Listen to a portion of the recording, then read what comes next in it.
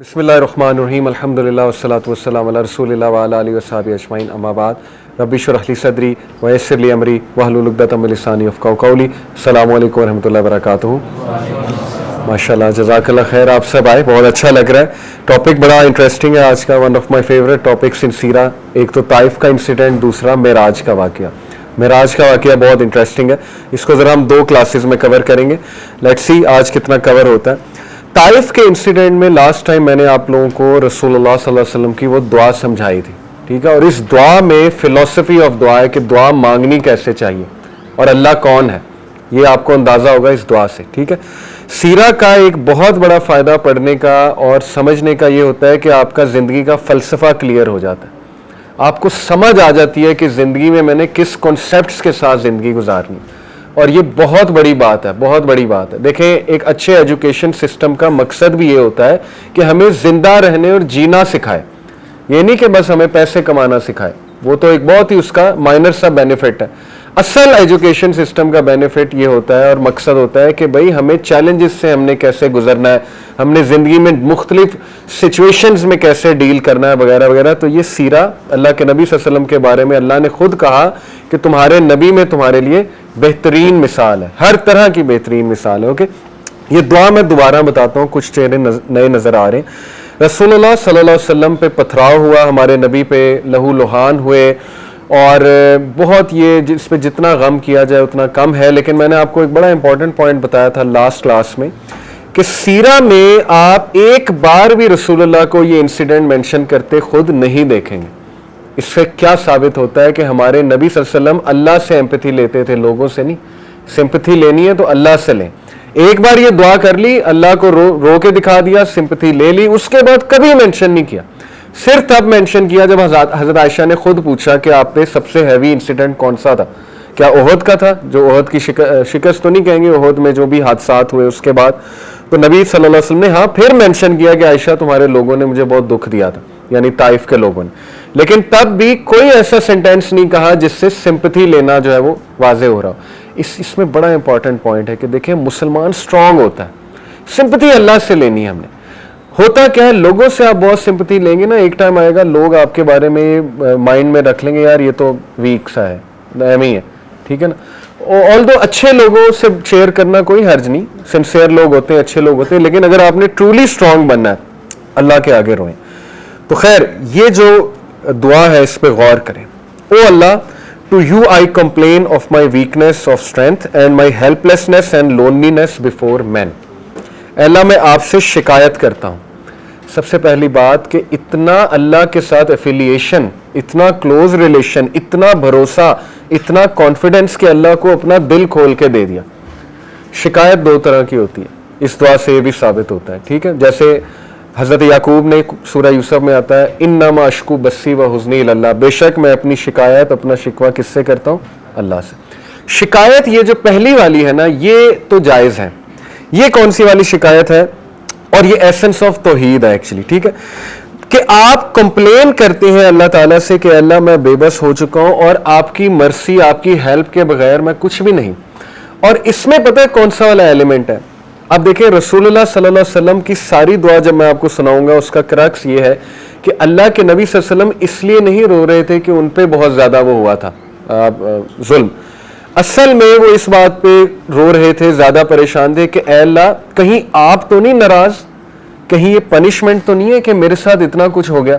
یہ اصل میں اس کا جو ہے نا ماخذ ہے. یعنی آپ سوچیں کس لیول پہ اللہ کے نبی صلی اللہ علیہ وسلم کا ویژن اور اللہ سے تعلق تھا کہ اللہ یہ ہوا ہے میرے ساتھ تو مجھے سمجھ نہیں لگ رہی, کہیں آپ کی ناراضگی تو نہیں ہے, کہیں مجھ سے کوئی خطا تو نہیں ہو گئی, مجھ سے کوئی غلطی تو نہیں ہو گئی. اس طرح کی بات کرنا, ٹھیک ہے نا, اور اللہ کے سامنے دل کھول دینا, یہ تو ایسنس آف توحید ہے. اور اس طرح کی شکایت جو ہے وہ جائز ہے. اس کو شکایت کہہ لیں یا کہہ لیں کہ اپنا دل کھول کے بیان کرنا, ٹھیک ہے نا. دوسری شکایت جو ہے وہ ہے اللہ کی قدر اور اللہ کی ڈکری کو ریجیکٹ کر دینا, ایکسیپٹ نہ کرنا. اور زیادہ تر لوگ جو ہے وہ اس کا شکار ہو جاتے ہیں کہ جب ان کے ساتھ کوئی خدا نہ خواستہ, اللہ نہ کرے, کوئی ایسا حادثہ ہو جائے, کوئی ایسی چیز آ جائے جو انہوں نے ایکسپیکٹ بھی نہیں کی ہوئی تھی, تو وہ بجائے کہ اللہ کے آگے رونے کے یا اللہ سے مدد طلب کرنے کے, وہ فوراً یہ کہتے ہیں کہ یہ ہوا کیوں ان دا فرسٹ پلیس. اور وہ کہتے کہتے پھر اس لیول پہ پہنچ جاتے ہیں جو اللہ معاف کرے، ابلیس نے اللہ کو کہا تھا کہ اللہ تو نے مجھے گمراہ کیا. یہ ابلیس کے الفاظ ہیں قرآن میں کہ بے شک since you have led me astray, اس لیے اب میں ان ہیومن بینگز کو نہیں چھوڑوں گا. اس نے بلیم کس کو کیا؟ اللہ کو. تو خدا نہ خواستہ کہیں ہم اس شکوے کا شکار نہ ہو جائیں کہ ہم اللہ کو بلیم کرنے لگیں، نعوذ باللہ، کہ یہ اللہ کی وجہ، اللہ نے کیوں میرے ساتھ ایسے کیا. ٹھیک ہے نا، انسان ہے، نکل بھی سکتے ہیں ایسے الفاظ، لیکن یہ کہ توبہ کر لی جائے، فوراً سے ریٹرن ہو جائیں، فوراً سے جو ہے وہ اللہ تعالیٰ کے بارے میں پازیٹیو ہو جائیں. تو یہ ایسے لوگ اللہ کو بہت پسند ہیں. ٹھیک ہے، تو پہلی بات یہ شکووں کے بارے میں، دو طرح کے شکوے میں نے آپ کو بتائے. ان میں سے ایک ناجائز ہے کہ تقدیر کو چیلنج کر دینا، اللہ کی ڈکری کو ریجیکٹ کر دینا کہ نہیں یہ ہوا کیوں. جیسے کچھ لوگ ان کے فادر کی ڈیتھ ہو گئی، مدر کی ڈیتھ ہو گئی، ایکسیپٹ ہی نہیں کیا، دین سے بھی دور ہو گئے، نمازیں پڑھنا چھوڑ دی کہ نہیں یہ ہوا کیوں. تو خیر اٹس ویری ڈیفیکلٹ، لیکن یہ کہ اسٹرینتھ پکڑیں. ہمارے نبی کو بہت غم آئے ہیں، بہت دکھ آئے ہیں، ان سے اسٹرینتھ پکڑیں. اگر غم دکھ کوئی بری چیز ہوتی تو انبیاء کو نہ آتا، اس کا مقصد ہے. ٹھیک ہے نا. پھر فرمایا you are the most merciful and the lord of those who are humble and weak and you are my lord. پھر فوراً ہی اللہ کو واسطہ دے دیا اللہ کے ناموں کا اور اس ریلیشن کا کہ اللہ تو کمزوروں کا رب ہے، میرے حال پہ رحم فرما. ایسی دعا اللہ کو بڑی پسند ہے جس میں اللہ کے کوئی نہ کوئی ایٹریبیوٹ کا ذکر ہو کہ اللہ تو غفور الرحیم ہے، اللہ تو راستے کھولنے والا ہے، اللہ تو جبار ہے، تو مسلط کرنے والا ہے، اللہ تو کن کا کلمہ کہنے والا ہے، میں تیرے کن کا منتظر ہوں. ٹھیک ہے نا. اس طرح کے الفاظ جتنا اسپیسیفک ہوں گے، جتنا اللہ سے ڈیٹیل میں بات کریں گے، اللہ کے ایٹریبیوٹس کا اللہ کو واسطہ دیں گے، اللہ بہت خوش ہوں گے. یہ تو کئی اس میں واقعات آتے ہیں. ایک واقعہ آپ کو سنا بھی دیتا ہوں، یہ حلیۃ الاولیاء غالباً ایک کتاب ہے، اس میں مینشن ہے، اوتھینٹک واقعہ ہے کہ ایک شخص جو ہے وہ صحرا میں اکیلا تھا. یہ میرے خیال ابن حجر نے غالباً کوٹ کیا، میں بھی مجھے نام صحیح سے یاد نہیں آ رہا، لیکن اینی وے واقعہ اوتھینٹک ہے. اس شخص کو صحرا میں ڈاکو مل گئے اور وہ بینڈٹس مار دیتے تھے، قتل کر دیتے تھے، بڑے خطرناک بینڈٹس تھے. تو وہ جب بینڈٹس نے اسے گھیر لیا تو بینڈٹس نے کہا کہ ہاں جی کیا آخری خواہش ہے، یہ تو تمہیں پتہ ہے مارنا تو ہم نے تمہیں ہے ہی، چیزیں تو تمہاری لے کے. تو اس نے کہا اچھا مجھے نا 2 نفل پڑھنے دو. تو وہ ہنسے، انہوں نے کہا ٹھیک ہے پڑھ لو، 2 نفل سے کیا ہوگا. تو آتا ہے واقعہ کہ اس شخص نے سجدے میں جا کے اللہ کو ایسے ناموں سے پکارا اللہ کے کہ فرشتہ، چوتھے آسمان کا فرشتہ روایات میں آتا ہے، وہ زمین پر آیا ایک گھوڑ سوار کا بھیس کر کے. یعنی اللہ نے جب مدد کرنی ہے تو پھر ایسے بھی کر دیتا ہے اللہ، جب کوئی بھی نہیں ہے پھر اللہ ہے. ٹھیک ہے نا. وہ آیا گھوڑ سوار بن کے اور اس نے ان کو فائٹ کیا، ان کی گردن اڑا دی وہ جو بینڈٹس تھے. اس شخص نے پوچھا تو کہاں سے آیا؟ تو اس نے پورا بتایا کہ میں چوتھے آسمان کا فرشتہ ہوں. جب اللہ کو تیسری بار تم نے اس طرح سے پکارا، بار بار پکارا تھا، جب سجدے میں تیسری بار تم نے اللہ کو اس کے ناموں کے واسطے دیے تو سارے فرشتوں نے دوڑ لگا دی کہ اس کی مدد کے لیے ہم جائیں گے. یعنی اللہ نے الاؤ کر دیا کہ اب کون جاتا ہے. سب نے ریس لگا دی. تو کہتا ہے کہ میں سب سے پہلے جیت گیا تو میں آ گیا. اب یہ واقعے سے بھی کیا ثابت ہوتا ہے کہ اللہ کے ایٹریبیوٹ سے اللہ کو پکارا جائے. ٹھیک ہے، جیسے یہاں پہ واسطہ دیا ہوا ہے. پھر اگین شکوہ ہے، شکایت ہے، شکوہ نہیں کہیں گے، ایک اس سینس کی شکایت ہے کہ اللہ پہ بھروسہ بہت ہے. ٹھیک ہے نا، اللہ پہ مان بہت ہے. اس لیے یہ الفاظ ہیں کہ to whom do you leave me with, اے اللہ کس کے حوالے کرتا ہے مجھے، کس کے لیے جو ہے وہ مجھے میں ویک ہو گیا ہوں. To somebody who is a stranger that will treat me harshly اور to a close relative whom you have given ultimate power over me. اے اللہ کیا تو مجھے ان کے حوالے کرتا ہے جو اسٹرینجرز ہیں، یا تو مجھے ان کے حوالے کرتا ہے جو ریلیٹیو مجھ سے اسٹرانگر ہے. یعنی ابو لہب کی طرف اشارہ ہے کیونکہ اب وہ چیف ہے بنو ہاشم کا، اور وہ تو نہیں رسول اللہ صلی اللہ علیہ وسلم کو انٹر ہونے دے گا مکہ میں. تو دیکھیں یہ بات بھی کر دی، اللہ سے کچھ نہیں چھپایا کہ اللہ کیا آپ مجھے ان کے حوالے کر دیں گے. تو دین اگین یہ وہ پہلے والا شکوہ ہے جو کیا جا سکتا ہے. پہلے والی آپ کہہ لیں شکایت ہے جو اللہ تعالیٰ پہ مان کی وجہ سے ہوتی ہے. پھر فرمایا as long as you are not angry with me then nothing else matters. Again اللہ کو یہ فرما دیا کہ اللہ جب تک تو راضی ہے میرے رب تو کچھ بھی نہیں میٹر کرتا. یہاں سے ثابت ہوتا ہے کہ یہ دعا کا کرکس یہ ہے کہ اللہ یہ سب کچھ جو میرے ساتھ ہو رہا ہے تو کیا ایسا تو نہیں کہ آپ مجھ سے ناراض ہو گئے. یہ ہے اصل میں کرکس. ٹھیک ہے نا. یعنی اتنی ہیوملٹی اپنی زندگی میں ہیوملٹی لے کر آئے. ہم لوگ فجر کی نماز مس کر دیتے ہیں، فرق ہی کوئی نہیں پڑتا، نہ استغفار کی، نہ اللہ سے رجوع کیا اللہ معاف کر دے آج فجر کی نماز نکل گئی، کوئی ریگریٹ ہی نہیں ہے. ٹھیک ہے نا. انبیاء کا لیول دیکھیں. حضرت نوح نے کتنے سال دعویٰ کیا؟ 950 سال، دن رات لگے رہے، لوگوں نے ریجیکٹ کیا۔ سورہ نوح پڑھ لیں، سورہ نوح میں ان کے الفاظ ہیں بے بسی کے حضرت نوح کے کہ اللہ میں نے انہیں رات کو بلایا، دن کو بلایا، میں نے انہیں پیچھے سے بلایا، آگے سے بلایا، کوئی اسٹریٹجی نہیں چھوڑی میں نے، لیکن یہ اپنی کانوں میں انگلیاں دے لیتے ہیں، یہ اپنے جو ہے وہ لباس کو یوں اوپر لے آتے ہیں موک کرنے کے لیے کہ ہم نہیں سن رہے۔ تو ساری باتیں کر کے یہ بھی ایک شکایت کا انداز ہے ان اے ویری کیوٹ سینس کہ اللہ میں نے سب کیا ہے، دیکھ لیں ان لوگوں نے مجھے ایسے ٹریٹ کیا، سب باتیں کہہ کے پتہ ہے کیا کہتے ہیں حضرت نوح کہ اللہ مجھے معاف کر دے، میرے ماں باپ کو معاف کر دے، اور اگر مجھ سے کوئی غلطی ہوئی ہے تو وہ اس کا جو ہے وہ مجھے پکڑ نہ کیجیے۔ یہ ہیوملٹی ہوتی ہے۔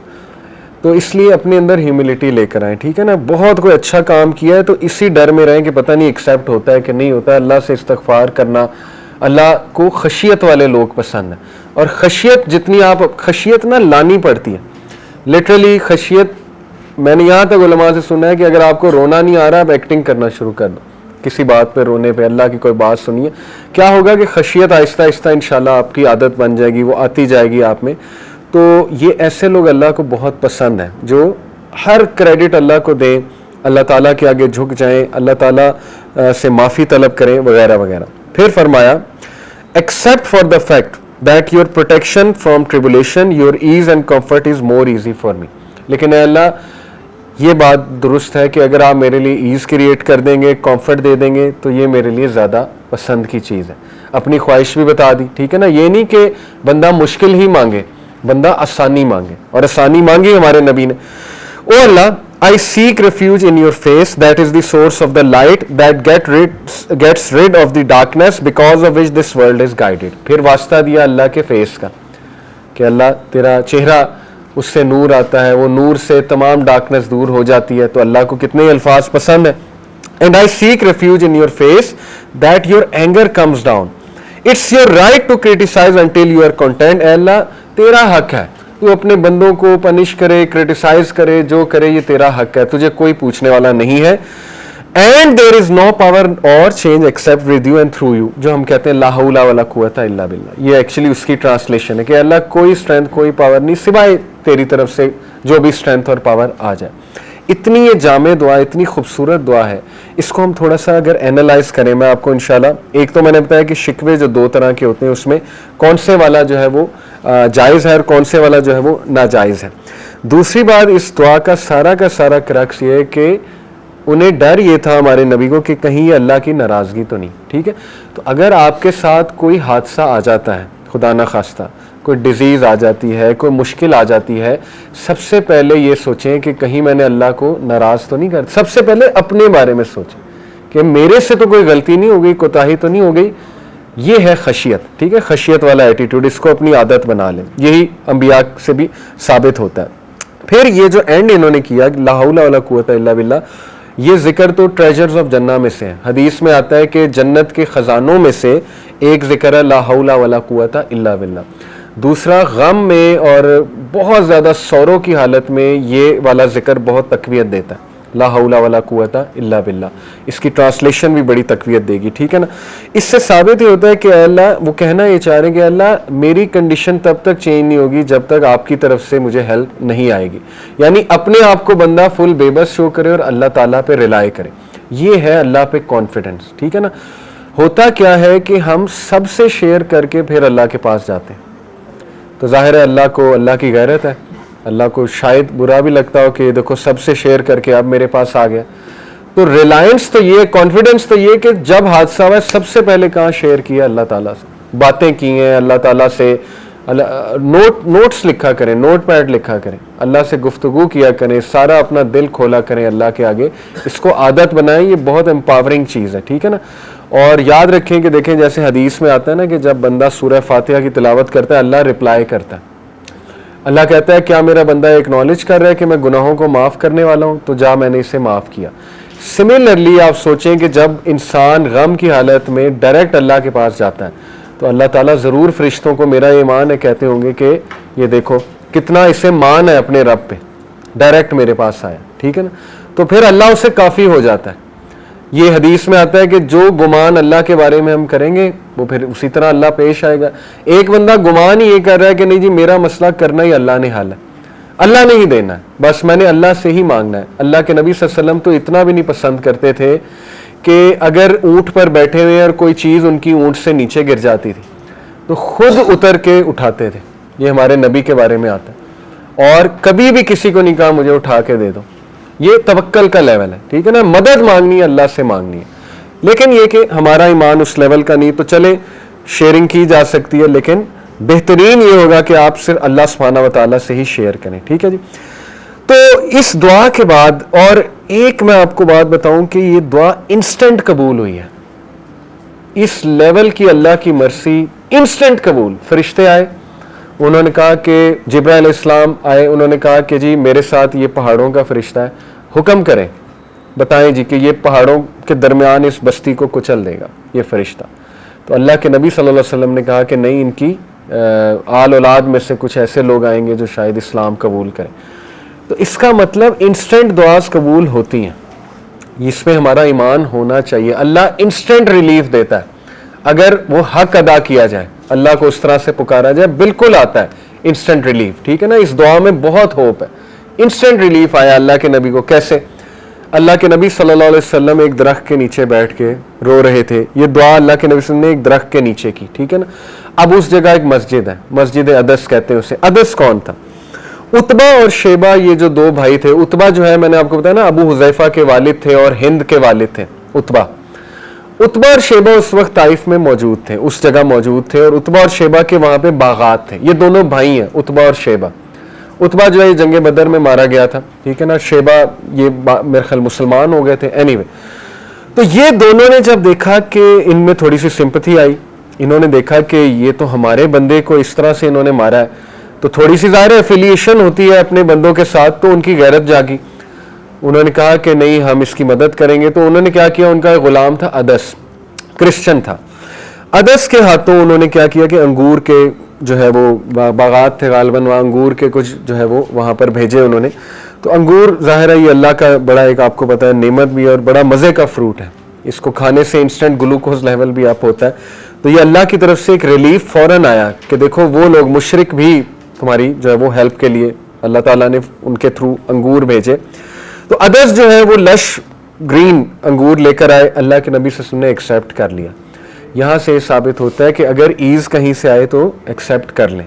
حالانکہ وہ مشرک تھے, ٹھیک ہے نا, جن کی طرف سے ایز آ رہی تھی, تو ایز پسند تھے. ہمارے نبی صلی اللہ علیہ وسلم نے ایزینس کو پسند کیا ہے, یہ بات آپ یاد رکھیں. اوکے, عدس نے جو ہے وہ جب فروٹس دیے تو رسول اللہ صلی اللہ علیہ وسلم نے بسم اللہ پڑھا.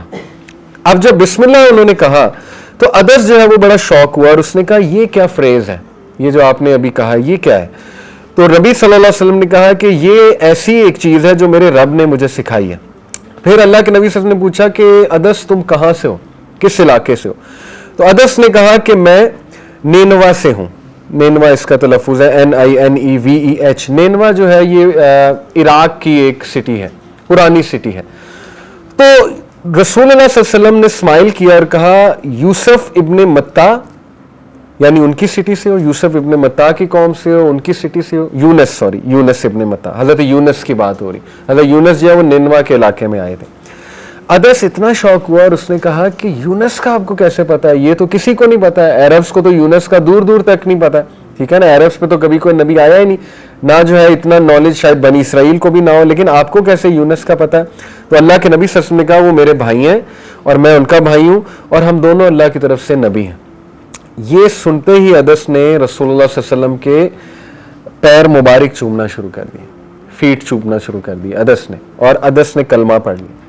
اور جب یہ سین سارا دیکھا عتبہ نے اور شیبہ نے, تو اتنا وہ غصے بھی ہوئے, حیران بھی ہوئے کہ ہم نے تو تجھے انگور دے کر بھیجا تھا, تو پاؤں چومنے لگ گیا, تو ایسا تو نے کیوں کیا؟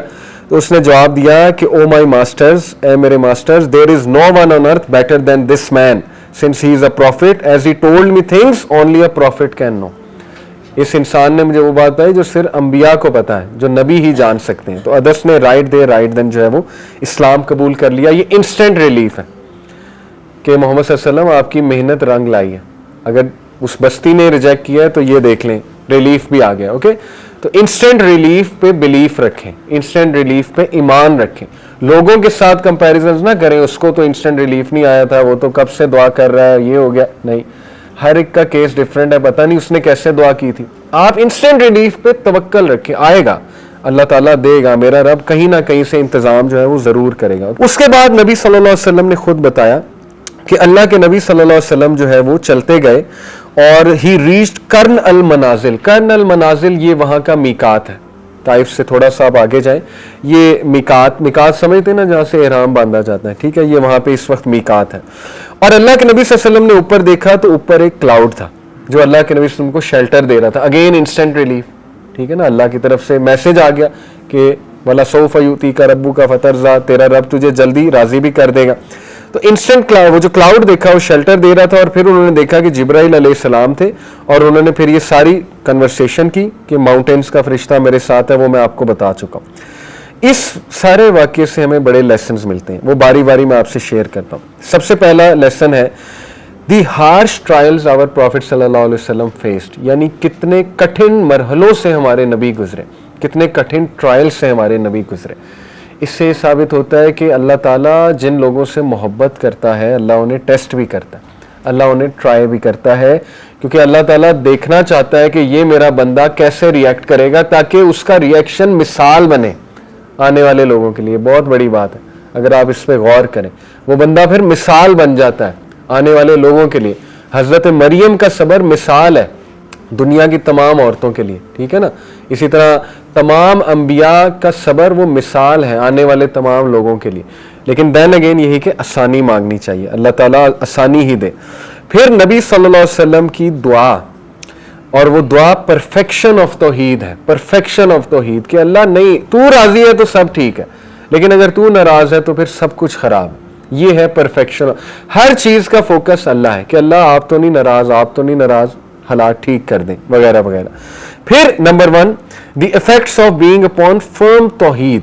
اللہ کے نبی صلی اللہ علیہ وسلم کے پاس جب عدس آیا تو اللہ کے نبی صلی اللہ علیہ وسلم نے نہیں چھپایا کہ وہ نبی ہے یا مسلمان ہے, فوراً دعویٰ کیا, بسم اللہ بھی پڑھی, یعنی اپنی کلچر پہ اپنی آئیڈینٹی پہ کانفیڈنٹ ہونا, no matter what the situation is, ٹھیک ہے نا. اور کبھی بھی کسی اپرچونٹی کو نہ چھوٹا سمجھنا. اللہ کے نبی صلی اللہ علیہ وسلم نے اس اپرچونٹی کو بھی لیا, ایون دو کتنی گریف کی سچویشن میں تھے, ٹھیک ہے نا. تو بڑے بڑے گریف آئے انبیاء پہ, لیکن یہ کہ انہوں نے کھڑا ہو کے دکھایا. تو یہ بڑے زبردست جو ہے وہ چند ایک جو ہے وہ لیسنز ہیں, ٹھیک ہے نا. اس کے بعد انسٹنٹ ریلیف, یہ بہت بڑا لیسن میں آپ کو آلریڈی بتا چکا ہوں کہ اللہ تعالیٰ نے کتنی جلدی جو ہے وہ رسپونڈ کیا. اور اس میں ایک سمبولک جیسچر بھی ہے, عدس کے اسلام قبول کرنے میں ایک سمبولک جیسچر ہے, اسکالرز کہتے ہیں. وہ کیا ہے؟ عدس عراق کے علاقے سے تھا. اللہ کے نبی صلی اللہ علیہ وسلم کو یہ سمبولکلی اللہ میسج دے رہا ہے کہ اگر عربز اسلام قبول نہیں کر رہے فی الحال, تیرا تو پیغام اس لیول کا ہے کہ دنیا کے مختلف کونوں تک جائے گا, یعنی عراق تک بھی جائے گا. یہ ایک سمبولک بھی پیغام دیا جا رہا ہے اللہ کے نبی صلی اللہ علیہ وسلم کو. اور دیکھیں پاکستان, چائنا, کہاں کہاں اسلام پھیل رہا ہے. تو یہ واقعی کامیابی ہے ایک طرح سے, ٹھیک ہے نا, یہ بات ہے اس کی. اس کے بعد جو ہے وہ فزیکلی ریلیف کیسے آیا؟ ایک تو مینٹل ریلیف یہ آیا, میسج دیا کہ تیرا دین بہت آگے پھیلے گا, تیرا میسج بہت آگے آئے گا. فزیکل ریلیف کیسے ہے؟ فروٹس دے کے, گریپس دے کے, کلاؤڈ کا شیلٹر دے کے فزیکل ریلیف بھی ہے, ٹھیک ہے نا. اور دین اگین اس کے بعد جو یہ ہے, the miracle is that even after all the trouble he went through, the responses he got still ringing in his ears, the blood still pouring out, yet the Prophet ﷺ said no, don't do this. کس کو؟ فرشتے کو. یہ اصل میں اس سارے واقعے کا معجزہ ہے, اور وہ معجزہ یہ ہے کہ اللہ کے نبی صلی اللہ علیہ وسلم اتنے ڈسٹریس کے باوجود بھی یہ الفاظ کہہ رہے ہیں کہ نہیں, ان کی قوم سے کوئی نہ کوئی اچھے لوگ جو ہیں وہ ضرور آئیں گے. This shows the farsightedness and vision of our prophet صلی اللہ علیہ وسلم and emotional intelligence. Emotional intelligence کی یہ پیک ہے کہ دکھ میں, غصے میں بندہ ایسی بات نہ کرے جس کو بعد میں وہ ریگریٹ کرے, ٹھیک ہے. یہ ایموشنل انٹیلیجنس ہوتی ہے. تو یہ بہت سے اس میں الحمدللہ یہ ہمارے لیے سارے لیسنز ہیں. اس کے بعد ایک بڑا انٹرسٹنگ واقعہ آتا ہے. واقعہ کچھ ایسے ہے کہ اللہ کے نبی صلی اللہ علیہ وسلم جب واپس مکہ کی طرف تشریف لا رہے تھے تو نخلا, وادی نخلا ہے ایک, وہاں پر قیام پذیر ہوئے اور وہاں پہ رات کو تہجد پڑھی. تہجد جب پڑھی ہمارے نبی صلی اللہ علیہ وسلم نے, تو اللہ نے ایک اور ریلیف دیا, اور وہ ریلیف یہ تھا کہ جنوں کی ایک فوج وہاں سے گزر رہی تھی. یہ سورہ جن میں بھی آتا ہے, سورہ احقاف میں بھی, سورہ احقاف میں بیسکلی آتا ہے, سورہ احقاف ورس نمبر 29. जिन्हों ने जब तिलावत सुनी अल्लाह के नबी सल्लल्लाहु अलैहि वसल्लम की, कुरान पाक का कलाम सुना, उन्हें समझ आया। ये बेसिकली यहूदी जिन थे, जूइश जिन्स थे। इसका प्रूफ क्या है सूरह अकाफ में, भी मैं आपको बताता हूँ। ये आयत है when we cause a group of gene to come pass bye you. तो अल्लाह ताला कह रहा है कि हमने एक्चुअली जिन्स को वहां से, अल्लाह ताला ने हालात ऐसे सेट किए in all his perfect wisdom and planning के जिस टाइम पे रसूलुल्लाह तहज्जुद पढ़े उसी टाइम पे जिन्नात आ रहे। ये अल्लाह ताला का करना होता है, ठीक है ना। अल्लाह कहते हैं हमने गुजारा वहां से जिन्नों को। When they were in your presence they all said quite listen. उन्होंने कहा चुप हो जाओ, सुनो। ये कलाम बड़ा जबरदस्त कलाम है। फिर उन्होंने कहा they said to their people, यानी वो जिन्नात मुसलमान भी हुए, मुसलमान होके स्कॉलर्स बन गए और दाइज बन गए इस्लाम के। ये अगली आयत से साबित होता है। उन्होंने अपने लोगों को कहा ओ our people we have heard of a book that has come from the book of Musa and it's calling to righteousness. O our people respond to the call of truth and believe in him. यानी instant दाइज भी बन गए truth को recognise करके।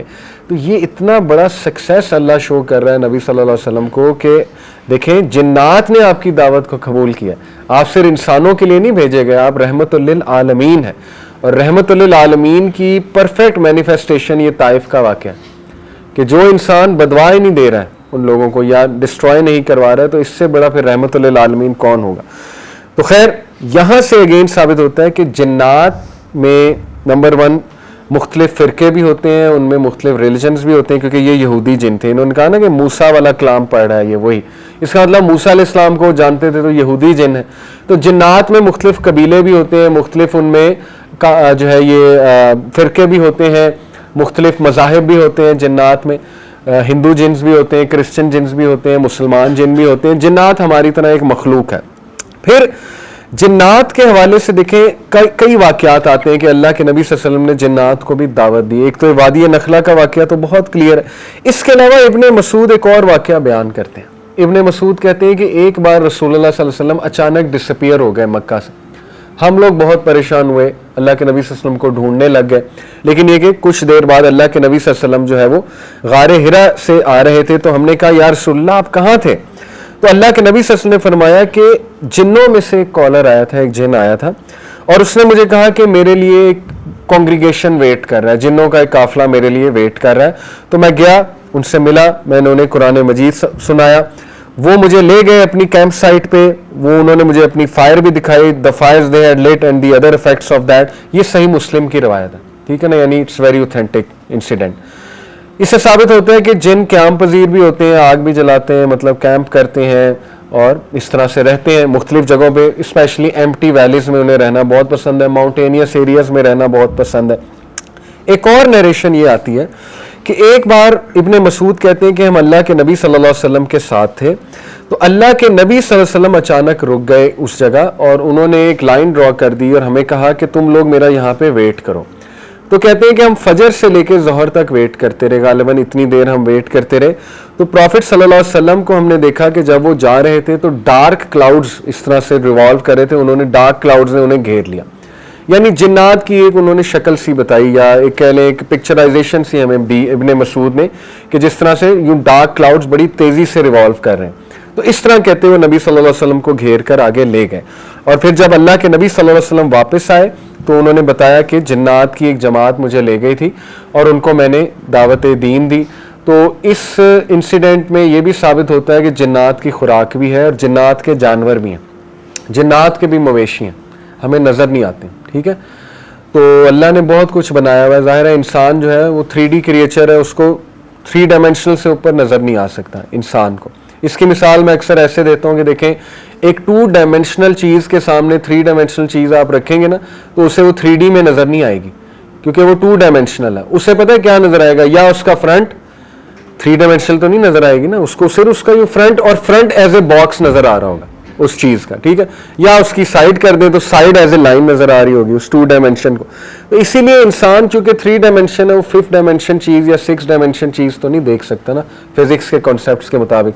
ये हमारा दहरियों को भी जवाब होता है कि भाई आपकी साइंस कह रही है कि इंसान 3 डायमेंशन से ऊपर देख ही नहीं सकता, तो आप गैब के वर्ल्ड को कैसे चैलेंज करते हैं, ठीक है ना। अल्लाह ने गैब में बड़ा कुछ रखा हुआ है। एनीवे, تو نبی صلی اللہ علیہ وسلم کی اس روایت سے ثابت ہوتا ہے کہ اللہ کے نبی نے پوچھا نا، جنات نے مجھ سے پوچھا کہ ہم کیا کھائیں، اب ہم مسلمان ہو چکے ہیں، ہماری خوراک کیا ہے؟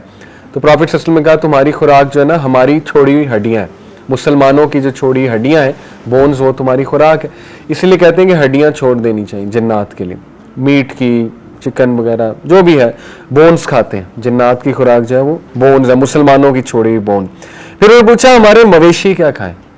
تو اللہ کے نبی صلی اللہ علیہ وسلم نے کہا تمہارے مویشی ہمارے مویشیوں کی گوبر کھائیں، ڈنگ کھائیں. یہ بالکل صحیح حدیث ہے، اس پہ ہمارا ایمان ہے اور ایسا ہی ہے جیسا اس حدیث میں آ رہا ہے. تو ثابت ہوا کہ جنات کی ایک الگ دنیا ہے، ہماری نظروں سے اوجھل ہے، لیکن یہ کہ ان کے مویشی بھی ہیں، ان کا پورا ایک لائف سٹائل ہے، ان کے گھر بھی ہیں، ان کے کنبے بھی ہیں وغیرہ وغیرہ، وہ شادیاں بھی کرتے ہیں، ان کے بچے بھی ہوتے ہیں وغیرہ وغیرہ، آل دیز تھنگ.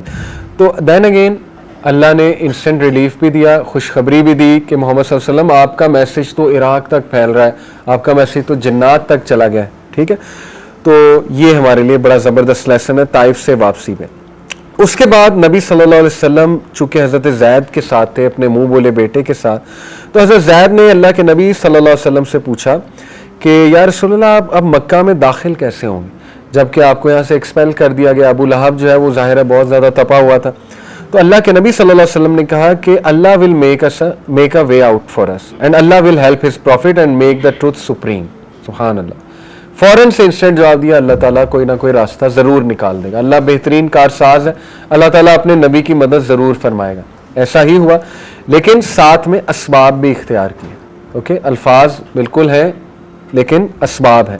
اسباب یہ ہیں کہ اللہ کے نبی صلی اللہ علیہ وسلم نے زید کو بھیجا کہ آپ میرا پیغام لے کر جاؤ ہمارے جو 2-3 ایلائز ہیں قبیلے ان کے پاس. ان میں سے ظاہر ہے کہ the first one was الاخنس بن شریک، یہ تو بنو ہاشم سے ہی تھا غالباً. ان کی طرف میسج بھیجا گیا لیکن انہوں نے کہا کہ ہم اس پوزیشن میں نہیں ہیں کہ ہم آپ کو اجازت دیں. کیوں؟ کیونکہ ابو لہب جو ہے وہ بہت سختی کر رہا ہے. بنو مخزوم کی طرف گئے. بنو مخزوم بھی جو ہے وہ ظاہر ہے ایک قبیلہ تھا، یہ خالد بن ولید کا، ابو جہل کا قبیلہ ہے. بنو مخزوم نے ڈیفینیٹلی ریجیکٹ کیا، وہ تو ظاہر ہے ابو جہل کے انفلوئنس میں تھے.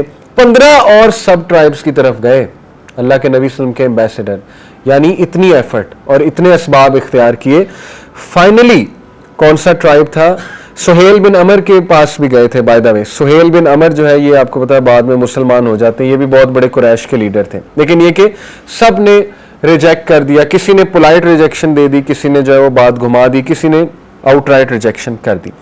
اس کے بعد اللہ کے نبی صلی اللہ علیہ وسلم بنو نوفل کا جو چیف تھا جس کا نام ہے مطعم بن عدی، اس کو میں نے پہلے بھی مینشن کیا ہے. ٹھیک ہے، مطعم بن عدی یہ وہی شخص ہے کہ جس نے سپلائز دینا شروع کی تھی جب شیب ابی طالب تھا. اس کو رحم آتا تھا، اچھا انسان تھا. نان مسلم میں اچھے انسان بھی ہوتے ہیں ظاہر ہے. ایک تو یہ اس نے مدد کی سپلائز دینا چھپ چھپ کے، اور اس دور میں وہ جتنی سپلائی دیتا تھا باقاعدہ یہاں پہ لکھا ہوا ہے کہ 50,000 پاؤنڈ کا ایک کیمل پہ سامان ہوتا تھا آج کے ورتھ کے مطابق. تو یہ چھوٹی بات نہیں، 50,000 پاؤنڈ کا ایک پورا سامان بھیجنا کس کے لیے؟ بنو ہاشم کے لیے. پھر یہ وہی شخص ہے کہ جس نے ابو جہل سے فائٹ کی کہ یہ ٹریٹی ہم نہیں مانتے، یہ تو ظلم ہے، ہم نے اپنے ہی لوگوں کو جو ہے نکال دیا مکہ سے. ایسا تو کبھی ہسٹری میں نہیں ہوا. اس کے ساتھ 2 اور لوگ تھے. ٹھیک ہے نا، تو اس میں خیر تھی اس بندے میں، ایون دو مشرک تھا. اور تیسری پھر اس نے یہ بات کی کہ اللہ کے نبی صلی اللہ علیہ وسلم کو کہا، اپنے بیٹوں کو بھیجا، گھبرو جوان بیٹے تھے، کہ جاؤ لے کر آؤ محمد صلی اللہ علیہ وسلم کو، اور کہا میں دیکھتا ہوں اسے کون ہاتھ لگاتا ہے. اور پھر مطعم آیا کعبہ کے سامنے، کہا جی اس کو میں پروٹیکشن دے رہا ہوں، کوئی ہاتھ نہیں لگائے گا اسے. اور نبی صلی اللہ علیہ وسلم کہا کہ آپ طواف کریں، یعنی اتنا امپاور کیا، میں کھڑا ہوں طواف کریں. تو اللہ کے نبی صلی اللہ علیہ وسلم نے طواف کیا. ٹھیک ہے، یہ روایات میں باقاعدہ آتا ہے. تو اسی لیے دیکھیں نبی اکرم صلی اللہ علیہ وسلم مطعم نے ظاہر ہے 2 سال کے لیے تقریباً پروٹیکشن دی، اور اس کے بعد پھر ہجرت تھی. تو اسی لیے اللہ کے نبی صلی اللہ علیہ وسلم مطعم کی بڑی تعریف کی. اللہ کے نبی صلی اللہ علیہ وسلم نے جنگ بدر کے موقع پہ کہا کہ اگر مطعم زندہ ہوتا تو میں سارے پرزنر آف وار اس کے کہنے پہ چھوڑ دیتا وداؤٹ ٹیکنگ رینسم. تو اس سے بڑا امپورٹنٹ پوائنٹ دیکھیں ثابت ہوتا ہے کہ نان مسلمز میں اگر کوئی اچھے لوگ ہیں جن میں خیر ہے، ان سے مدد بھی لی جا سکتی ہے اور ان کو پریز کرنا بھی جائز ہے، اس میں کوئی حرج نہیں ہے. ہمارے نبی نے ان کو پریز بھی کیا. اوکے، یہ ہے جی سارا کا سارا واقعہ طائف کا، اور ماشاءاللہ اس سے ہم نے بڑے لیسنز بھی اخذ کیے، اور ہم نے دعا کا ایک प्रॉपर वो भी तरीका भी सीखा कि दुआ असल में पावरफुल दुआ क्या है, दुआ कैसे करनी चाहिए, और जो अल्लाह पे रिलाई करे अल्लाह उससे काफ़ी हो जाता है, सीधी सी बात। अब बड़ा इंटरेस्टिंग आगे वाक़या है मेराज का, बड़ा एक मेजर वाक़या है अल्लाह के नबी सल्लल्लाहु अलैहि वसल्लम की लाइफ में, और ये एक ऑल टाइम हाई गिफ्ट है अल्लाह की तरफ से। किस मौके पे? जब शिब अबी तालिब हुआ, हज़रत खदीजा की डेथ हुई, अबू तालिब की डेथ हुई, और फिर ताइफ का बड़ा ही अफसोसनाक वाक़या हुआ। तो इसके बारे में देखें, कोई मंथ पे इख्तलाफ है, ये एग्जैक्टली कब हुआ मेराज का वाक़या, लेकिन ये कि ज़ाहिर है फेमस है, इसके बारे में मैं आपको बताता हूँ कब हुआ। इसको इसरा और मेराज कहते हैं। इसरा मेराज दोनों का मुख्तलिफ मतलब है। इसरा जो है ये नाइट जर्नी है फ्रॉम हरम टू अक्सा। मेराज जो है ये आसमानों की तरफ, मेराज का मतलब ही होता है चढ़ाई, ठीक है ना, ये आसमानों की तरफ चढ़ाई है।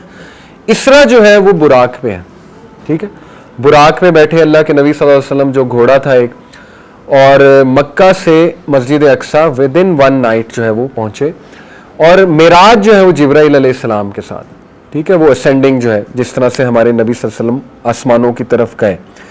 तो वाक़या कुछ ऐसे है कि पहली तो बात ये जो इसरा और मेराज का वाक़या है ना, ये असल में सूरह अल इसरा में भी मेंशन्ड है, वो अभी मैं आपको वर्स दिखाता हूँ, और ये सूरह नजम में भी मेंशन्ड है, ठीक है, ये दो सूरज में कुरान में मेंशन्ड है मुख्तलिफ पहलुओं से।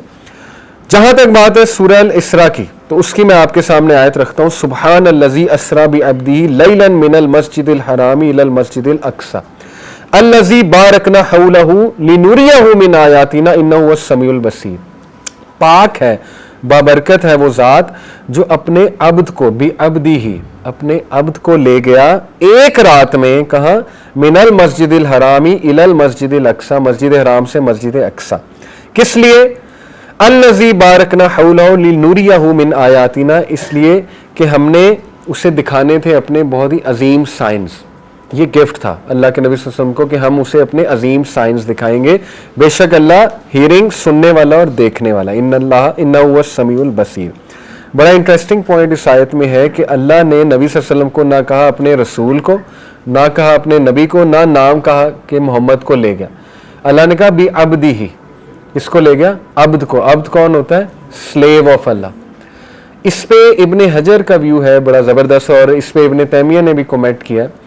वो कहते हैं कि अल्लाह ताला सूरह ज़ारियात में कहता है कि मैंने इंसानों और जिन्नों को नहीं बनाया सिवाय इसके कि वो मेरी इबादत करें। तो किसी को अब्द कहना, अल्लाह का किसी को अब्द कहना, ये अल्लाह की तरफ से ऑनर है कि ये वो इंसान है जिसने उस पर्पज ऑफ लाइफ को सबसे बेस्ट फुलफिल किया। पर्पज ऑफ लाइफ क्या है? अल्लाह की इबादत। तो ये अब्द है मेरा। अल्लाह जब किसी को अब्द कह देता है ना, तो बस समझें कि उसकी प्रेज अल्लाह कर रहा है कि इसने परफेक्शन शो कर दी है मेरी इबादत में। तो ये बहुत बड़ा ऑनर हमारे नबी सल्लल्लाहु अलैहि वसल्लम के लिए कि अल्लाह ने उन्हें अब्द कह के पुकारा कि ये मेरा अब्द है।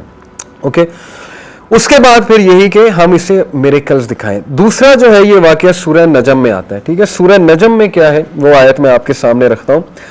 The heart is not lying when he narrates what he saw. अल्लाह कहते हैं कि इसका दिल झूठ नहीं बोल रहा, इसका चेस्ट झूठ नहीं बोल रहा जो इसने देखा, जो इसके रब ने इसे दिखाया। और वो क्या था? Are you going to doubt what he saw? Indeed he saw him for a second time at the सिदरतुल Muntaha. The eyes did not go beyond their mark. He saw of the miraculous signs of his Lord. सिदरतुल मुंतहा पर अल्लाह के नबी सल्लल्लाहु अलैहि वसल्लम ने जिब्राइल अलैहिस्सलाम को दूसरी बार देखा उनकी ओरिजिनल शेप में। पहली बार कब देखा था? गारे हिरा से वापसी पे, ठीक है। सिदरतुल मुंतहा बड़ी इंटरेस्टिंग जगह है आसमानों में। पहली तो बात ये 7वें आसमान के ऊपर है। इसके बारे में आता है कि इसकी जो ट्रंक है, ट्रंक समझते ना, ट्री का जो ट्रंक होता है वो 7वें आसमान से निकलता है। और इसका जो आप कह लें जो वो है ब्रांचेस हैं, जो अल्लाह के नबी सल्लल्लाहु अलैहि वसल्लम ने इसके पत्ते देखे, उसको एक्सप्लेन भी किया कि ये ट्री अजीबो गरीब कलर्स का था। अल्लाह के नबी सल्लल्लाहु अलैहि वसल्लम ने कहा मैंने ऐसे कलर्स कभी नहीं देखे दुनिया में, इसके जो कलर्स थे इस ट्री के। फिर ये कि इसके जो पत्ते थे वो हाथी के कान गालिबन आता है, या इसको बेरी का दरख्त बेसिकली कहा जाता है ना, इसको तशबीह दी गई है उससे, क्योंकि बेरी का दरख्त बहुत घना होता है। वो ट्रंक से अगर ऊपर आप देखें तो बहुत ज़्यादा घना है।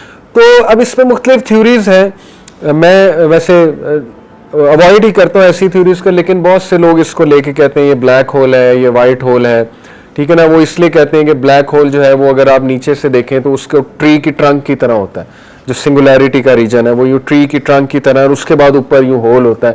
تو کہتے ہیں مے بی یہ بلیک ہول ہے یا وائٹ ہول ہے کہ ایک آسمان سے دوسرے آسمان تک جانے کا راستہ ہے. کچھ لوگ نے یہ بھی تھیوری نکالی کہ حضرت جبرائیل نے کہا کہ میں تو نہیں جا سکتا اس سے آگے، ٹھیک ہے نا. تو وہ یہ بھی تھیوری کہتے ہیں کہ لائٹ بلیک ہول میں نہیں جاتی، لائٹ ایکسکیپ ہی نہیں کر سکتی بلیک. تو وہ کہتے ہیں فرشتے چونکہ لائٹ ہیں تو اس لیے. لیکن یہ کہ حتمی طور پہ کچھ بھی نہیں میں کہہ سکتا. ایسی ویڈیوز آپ کو ملیں گی، اس لیے نالج میں ذرا اضافہ کرنے کے لیے میں نے بات بتا دی کہ لوگ اس کو پروو کرتے ہیں کہ سدرۃ المنتہا بلیک ہول ہے یا وائٹ ہول ہے. White whole actually black hole کا اپوزٹ ہوتا ہے. تو وہ آپ خود پڑھ سکتے ہیں، ریسرچ کر سکتے ہیں. لیکن اینی وے سدرۃ المنتہا اللہ کے سائنز میں سے ایک بہت بڑا سائن تھا جو اللہ کے نبی صلی اللہ علیہ وسلم کو دکھایا گیا. سدرۃ المنتہا کے اوپر جنت ہے، اس کے اوپر نکلتے ہی سدرۃ المنتہا کو کراس کرتے ہی جنت ہے. جنت پھر عرش ہے اللہ کا اوپر، ظاہر ہے جنت الفردوس عرش کے بالکل نیچے ہے. تو یہ سارے لیولز اللہ سبحانہ و تعالیٰ نے اپنے نبی کو دکھائے. اور آپ یہ یاد رکھیں کہ ہمارے نبی نے جبرائیل علیہ السلام کے ساتھ جو ہے وہ جبرائیل علیہ السلام نے ان کا دل دوبارہ سے دھویا. یہ پتہ ہے نا آپ کو معراج کے سفر میں بیفور اٹ سٹارٹس زمزم کے ساتھ دھویا. پہلی بار کس لیے دھویا تھا؟ اس میں سے بلیک سپاٹ نکالنے کے لیے، ٹھیک ہے. دوسری بار کس لیے دھویا؟ اس میں بہت سے اسکالرز کے ویوز ہیں، ابن قیم کا بھی ویو ہے اس میں. وہ کہتے ہیں کہ اصل میں یہ والا غسل دینا دل کو اس لیے تھا کیونکہ جو چیزیں ہمارے نبی دیکھنے جا رہے تھے نا وہ عام انسان برداشت نہیں کر سکتا. اگر وہ عام انسان دیکھتا وہ پاگل ہو جاتا، کریزی ہو جاتا. مطلب آپ سوچیں یہ ٹریول، انٹر گلیکٹک ٹریول کس سپیڈ پہ ہوگا، آسمانوں کو دیکھنا، سدرۃ المنتہا کو دیکھنا، ایسی ایسی چیزیں دیکھنا جو انسانی آنکھ جو ہے برداشت نہیں کر سکتی. تو یہ ایک ریزن وہ دیتے ہیں کہ اس لیے ہمارے نبی صلی اللہ علیہ وسلم کا دل دھویا گیا تاکہ وہ اس ساری چیز کے لیے ریڈی ہو جائے، اس ساری چیز کو دیکھ سکیں. یہ ایک ریزن جو ہے وہ بتائی جاتی ہے. اسراء اور معراج کا واقعہ جو ہے نا، اس کو یہ ہسٹری کی کتابوں میں ایک کرونولوجیکل آرڈر سے بیان کرنا بڑا مشکل ہے کیونکہ یہ واقعہ کم از کم 20 صحابہ نے نیریٹ کیا ہے اور آپس میں کانٹرڈکشنز بھی ہیں، ٹھیک ہے نا. آپس میں صحابہ کی کچھ کانٹرڈکشنز بھی ملتی ہیں، کرونولوجیکل آرڈر میں بھی کانٹرڈکشنز ملتی ہیں. مثال کے طور پہ کچھ لوگ کہتے ہیں کہ اللہ کے نبی صلی اللہ علیہ وسلم کو جو وائن اور دودھ پیش کیا گیا وہ اسراء سے پہلے کیا گیا. کچھ کا ہے ویو کہ نہیں وہ وہاں پر کیا گیا، ٹھیک ہے نا، مسجد اقصیٰ میں یا آسمان پر جا کر کیا گیا، 7th ہیون پر کیا گیا پریزنٹ. اس طرح کے کچھ کانٹرڈکشن، سیمنگلی کانٹرڈکشن جو ہیں وہ ملتی ہیں. اس کو کوشش کی ہے اسکالرز نے ذرا ایک کرونولوجیکل آرڈر میں لانے کی. وہ انشاءاللہ ہم کوشش کرتے ہیں کہ اس کرونولوجیکل آرڈر کو ڈسکس کریں، ٹھیک ہے. سب سے پہلی بات تو یہ ہے کہ یہ واقعہ فزیکل تھا، خواب میں نہیں تھا.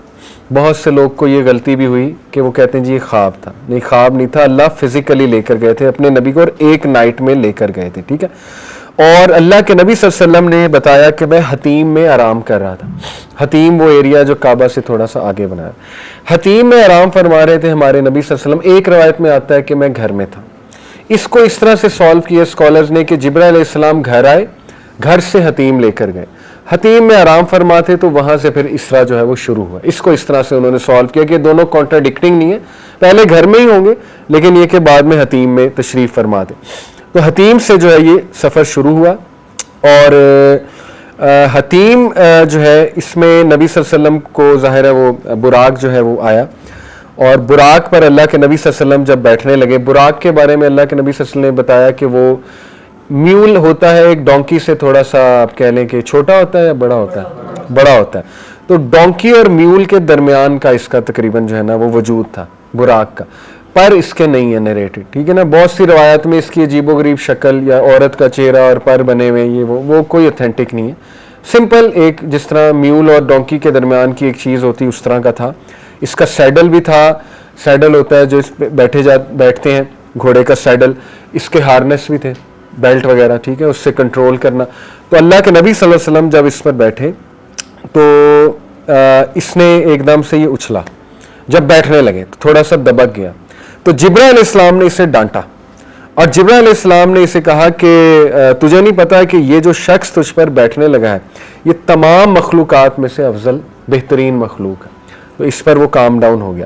اس سے ثابت ہوتا ہے کہ جبرائیل علیہ السلام نے جب کہا نا کہ جتنی بھی مخلوقات تجھ پہ اب تک بیٹھی ہیں ان میں سے یہ بیسٹ ہے، تو ثابت ہی ہوا کہ بہت سی مخلوقات ہیں اور پتہ نہیں کون کون براق پر بیٹھا ہوا ہے. ٹھیک ہے. اس سے علماء نے ایک یہ پوائنٹ اخذ کیا ہے کہ اللہ نے ایسی ایسی چیزیں کریٹ کی ہیں جو ہمارے نالج کے بھی بیونڈ ہیں. بہت سی چیزیں اللہ نے ہمیں کتنا علم دیا ہے. خضر علیہ السلام نے موسیٰ علیہ السلام کو مثال دی تھی نا کہ تم لوگوں کا علم وہ سمندر کے قطرے کے برابر ہے اور اللہ کا علم جو ہے وہ سمندر ہے. جتنی اللہ تعالیٰ اجازت دیتا ہے, جتنا اللہ چاہتا ہے اتنا انسانوں کو علم دیتا ہے, بس ٹھیک ہے. تو ہمارا ایمان ہے ان ساری باتوں. انٹرسٹنگ بات یہ ہے کہ براق جو تھا اس کا ایک قدم جو ہے وہ اللہ کے نبی صلی اللہ علیہ وسلم کہتے ہیں اس کا ایک سٹرائڈ وہ وہاں تک تھا جہاں تک میں دیکھ سکتا ہوں, جہاں تک میری نظر جاتی ہے, نگاہ جاتی ہے, وہ اس کا پہلا قدم تھا. یعنی اچھی خاصی سپیڈ پہ وہ تھا. اور ایک اور انٹرسٹنگ بات کہ جس بیت المقدس کو اللہ نے دکھایا ہمارے نبی کو, وہ وہی بیت المقدس تھا جو اوریجنل فارم اور شیپ میں تھا اپنے پیک پہ. یہاں تک کہ ہمارے نبی صلی اللہ علیہ وسلم کو وہ گھوڑا باندھنے کا وہ جو ہوتا ہے پوسٹ, وہ بھی نظر آئی. اور اللہ کے نبی صلی اللہ علیہ وسلم نے کہا کہ یہ وہی پوسٹ ہے جہاں انبیاء اپنے گھوڑے باندھا کرتے تھے, تو وہیں باندھا, براق کو وہیں باندھا. اس کا یہ مطلب ہے کہ دیکھیں اس ٹائم پہ تو مسجد اقصیٰ جو ہے وہاں پر کوڑا پھینکتے تھے یہ لوگ, کرسچن نفرت میں. جوز اس ٹائم ہرکولس کے پاس تھا نا مسجد اقصیٰ, تو وہ کوڑا چوڑا پھینکتے تھے اور ظاہر ہے کہ وہاں پہ گند مچایا ہوا تھا انہوں نے ڈس رسپیکٹ میں. تو یہ وہ والی مسجد اقصیٰ نہیں دکھائی اس دور کی. اس سے ثابت ہوتا ہے کہ ٹائم اللہ کے کنٹرول میں ہے, ڈائمینشنز اللہ کے کنٹرول میں. اللہ تعالیٰ نے کیسے وہی چیز دوبارہ کھڑی کر دی, ٹھیک ہے نا. وہ ظاہر ہے اللہ اس پہ قادر ہے, یہ اللہ کی پاور بیان کرتا ہے. پھر اللہ نے وہاں پہ انبیاء بھی دکھائے ہمارے نبی صلی اللہ علیہ وسلم کو. مختلف روایات ہیں. ایک روایت میں آتا ہے کہ نبی اکرم صلی اللہ علیہ وسلم نے 2 رکعت نفل پڑھے وہاں, اور جب سلام پھیرا تو دیکھا ان کے پیچھے سارے انبیاء کھڑے. ایک یہ ہے. ایک روایت اس طرح سے آتی ہے کہ ہمارے نبی صلی اللہ علیہ وسلم نے باقاعدہ جماعت کرائی انبیاء کی, یعنی انہیں پتا تھا میں جماعت کرا رہا ہوں. تو یہ دوسری والی جو ہے میں سمجھتا ہوں یہ زیادہ نزدیک ہے کہ ہمارے نبی صلی اللہ علیہ وسلم نے بتایا نا کہ میں نے when I was passing through Mecca to Jerusalem, تو میں نے موسیٰ کو ان کی قبر میں نماز پڑھتے دیکھا. یہ بالکل صحیح روایت ہے, ٹھیک ہے. اب اس سے ثابت ہوتا ہے کہ نماز اتنی زبردست چیز ہے اور اللہ کی ایسی عبادت ہے نماز کہ انبیاء قبر میں بھی پڑھ رہے ہیں. اس کا مطلب وہ زندگی ہے, قبر میں زندگی ہے, لیکن وہ برزخ کی زندگی ہے, وہ یہ والی زندگی نہیں ہے دنیا کی. اور وہاں انبیاء نماز بھی پڑھ رہے ہیں. تو اللہ کے نبی صلی اللہ علیہ وسلم نے موسیٰ علیہ السلام کو نماز پڑھتے دیکھا, ٹھیک ہے, قبر میں. اس کے بعد اللہ کے نبی صلی اللہ علیہ وسلم کہتے ہیں کہ وہاں پر میں نے حضرت عیسیٰ کو بھی دیکھا, حضرت ابراہیم علیہ السلام کو بھی دیکھا, اور انہوں نے مجھ سے کویسچننگ بھی کی, حضرت عیسیٰ علیہ السلام نے, ٹھیک ہے. تو یہ ساری چیزیں ثابت کرتی ہیں کہ اللہ نے ان کے سامنے دوسری ڈائمینشن, وہ دوسرا ورلڈ کھول دیا. یہ بھی اللہ تعالیٰ کا ایک کہہ لیں کہ کرشمہ یا اللہ تعالیٰ کا میریکل ہے, معجزہ ہے. اللہ جو چاہتا ہے وہ کرتا ہے, اور اللہ جسے جس طرح سے دکھانا چاہتا ہے جو ہے وہ دکھاتا ہے.